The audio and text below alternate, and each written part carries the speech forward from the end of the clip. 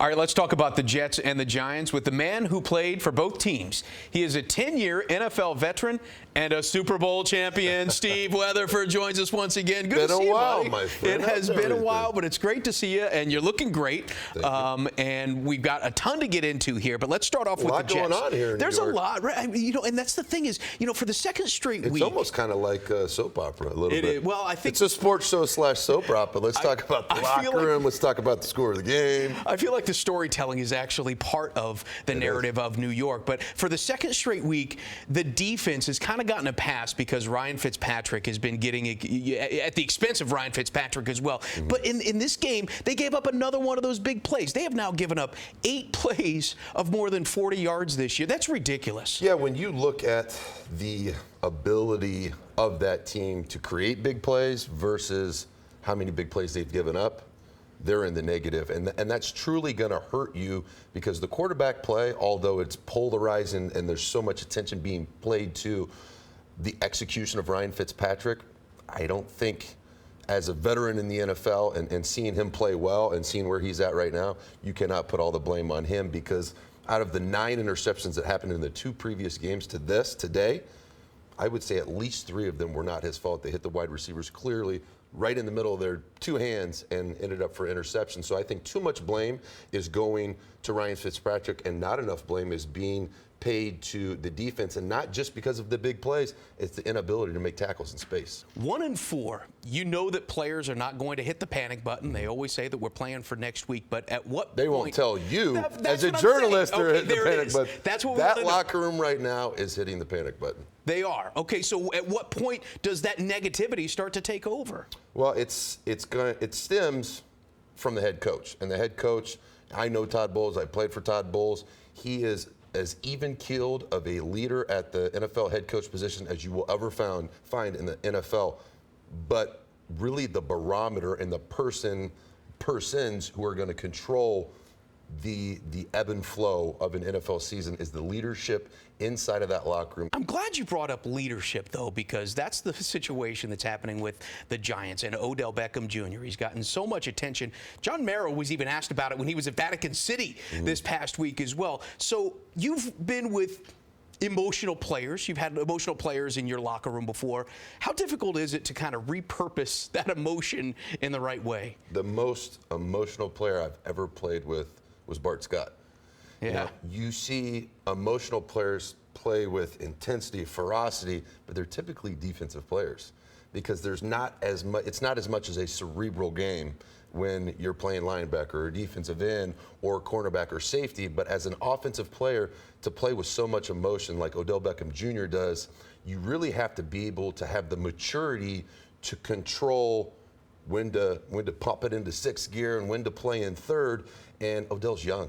And so then it's on really top of the fact that I think it was identified in 2014, St. Louis, when that fight broke out there, away game. I was there on the sideline, tried to break it up, and then I got out of there real quick. But I think at that point, the other 31 teams in the National Football League found the chink in Odell Beckham Jr.'s armor, and that's his inability to control his emotions. But that's his greatest gift, and it's also his curse.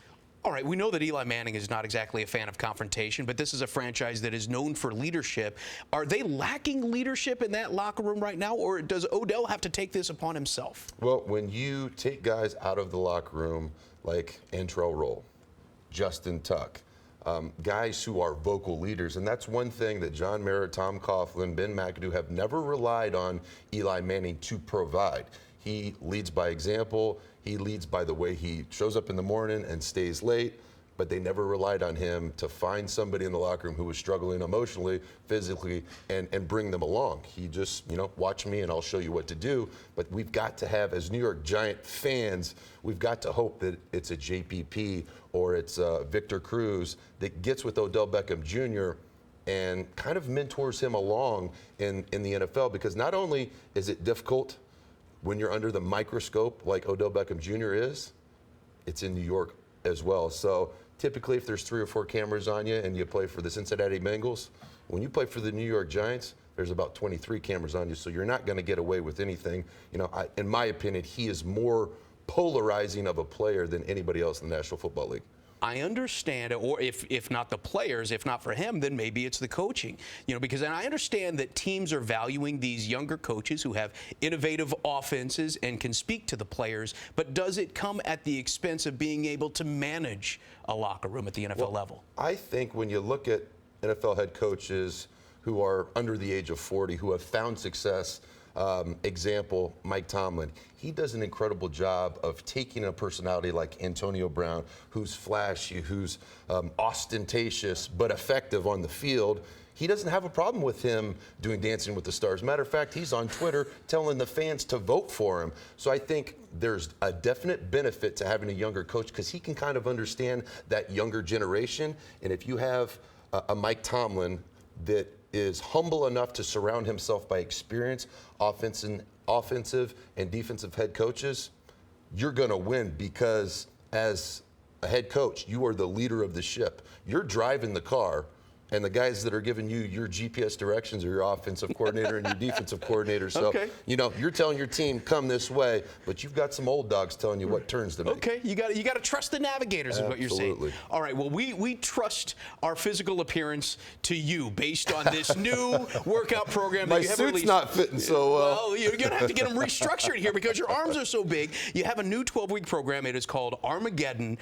It is focusing on getting bigger arms. What I liked about going through this program is you really highlight the fact that in working out, it is the ultimate justice. The amount of work you put into it is exactly what's going to pave the way for your results. Yeah, and that's one thing that's exciting for me, Steve, is I fell in love with fitness at 14 years old. I was 108 pounds, and I finally found something that I was going to get out of what I put into it. And so when I decided I was going to retire from the National Football League January 1st, I decided, you know what, I want to change something about my physique that has taken me 19 years up to this point, and I haven't been able to do it. So I wrote this program and made some resolutions and said I'm going to get 19-inch arms in 90 days. One thing that I've never been able to accomplish, I've been in the gym for almost 20 years, is I hadn't gotten my arms to grow. I'd done fitness covers, and I was considered the fittest man in the NFL by Muscle and Fitness in 2012. But one thing that always bothered me was the size of my arms. I never played one NFL game, and I played over 200 games in the NFL, and I never played one game with short sleeve because that's something that's always bothered me. And I never shared that with anybody. Go back and Google Steve Weatherford NFL. You'll never see a picture of me. You covered your arms the entire long time. Sleeves. It didn't matter if it was 100 degrees in Tampa Bay or if I was playing in a dome and it was temperature controlled at 72. It's something that always bothered me. And so selfishly, I created this program for myself, and it just so happened that this is America, and nothing says America like big arms. So I had to share it with my people. Yeah, you're not hiding those 19-inch guns right now anymore. No, as soon as I finished the program, I went out and spent about $200 on T-shirts and tank tops. It is called Armageddon. It is a new ebook, a 12-week program that you can get right now. Steve Weatherford, thanks for coming in and all your insights, man. Next time you guys see this guy in about 90 days, his suit's going to look like mine. Right. Can't really get much. I'll be busting it out. Thanks, Steve. All right, Good stick times. around. We'll be back. Go Big Blue.